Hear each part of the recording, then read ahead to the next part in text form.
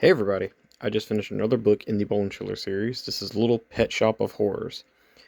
Take a look at this awesome cover art here. Very cool. You got a couple of dogs with human faces, girl growing a tail, dog in a cage. Pretty cool stuff. I do remember seeing this one a long time ago in our school library growing up, and it never piqued my interest. I'm not even gonna lie, I never even really wanted to read it. Um, Other than completing the Bone Chiller series, this is the only reason I would have actually read this because this looked. I mean, the cover is pretty cool, like colorful and stuff, but this did not look interesting to me. I finally finished it, and my childhood instincts was pretty much right. Yeah, the story itself follows this girl named Cassie Kavanaugh. She has a friend named Suki, and they're at like a park or something, or somewhere talking or something, and they notice this building that just opened up, and they didn't see any construction workers or anything like that, and it's just opened. And it basically says it's a pet store, and they could get you any kind of pet you want. They go inside, and they meet this guy named Mr. Willard, who is this short or really big, overweight guy with like black eyes, and they're like watery, and he's just really gross looking. And yeah, it's very creepy. They kind of look around. There's only like one animal in there, and it's like a cat. So they leave. They go to the park, and they see this guy named David, and he's out there. He's got this little box, and he's scaring people with it. They don't know what it is. Cassie goes up to him, and it turns out it's a tarantula that he got from this same pet shop. And he says you can get any kind of pet there. Cassie is highly allergic to dogs. She like sneezes and stuff like that.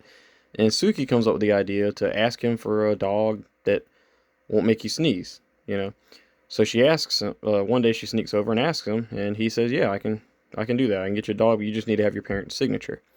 She goes back. Her parents refuse. They say no. Yeah.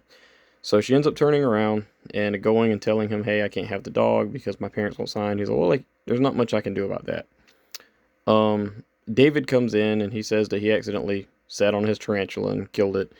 So yeah, they talk for a little bit, and she gets ready to leave. And I should mention that David's kind of a bully, so that's kind of why she's hiding from him. She gets ready to leave, but she starts feeling like really hot and like cozy and stuff like that. Like starts feeling like she's about to pass out. And Mr. Willard comes over to her and says, "Here, take this." She hears this humming sound, and she takes this liquid and she drinks it. And she passes out. She wakes up in a cage, and now she's a dog. And yeah. So the beginning of this book, I'm gonna go ahead and tell you, I was pretty excited about it. The fact that they say they could get any dog or any animal that they want, and they talk about like asking for a giraffe, a hippo, or a dinosaur, things like that. And I thought it was really cool. I thought that I kind of was hoping that's what this book would be about. Like they just get random pets, and maybe they attack or something. That was really cool. No, the first 30 pages or so of this book is really good. The writing's really good. The middle of this book was absolutely terrible. I know that I'm probably contradicting myself for the future because there's a book called The Barking Ghost in the Goosebump series where these kids turn into dogs. Um, that's basically what this is. But I do remember that one not being as boring. I could be wrong, you know. I could read it and think the same thing, but this was so boring. There is some threats and stuff to this book. She goes to a like a dog training thing. She ends up being David's pet, by the way, which is just weird. The bully, and yeah, her dog or her his dad takes her hunting and tries to turn her into a hunting dog. He points a gun at her, which is really scary. Other than that, it's just random dog stuff. She eats dog food. Yeah, it's not good. This is probably one of my least favorite books in the series. Yeah. Um, there's not much more else to say. The ending, I was hoping that we'd find out a little bit more about Mr. Willard. We don't know anything about him.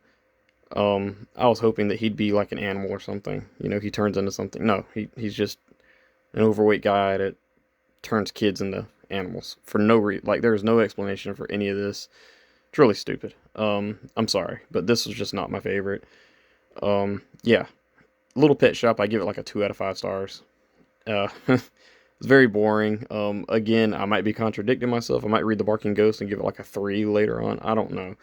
I remember not loving that book as a kid either, but like not hating it as much as everybody else.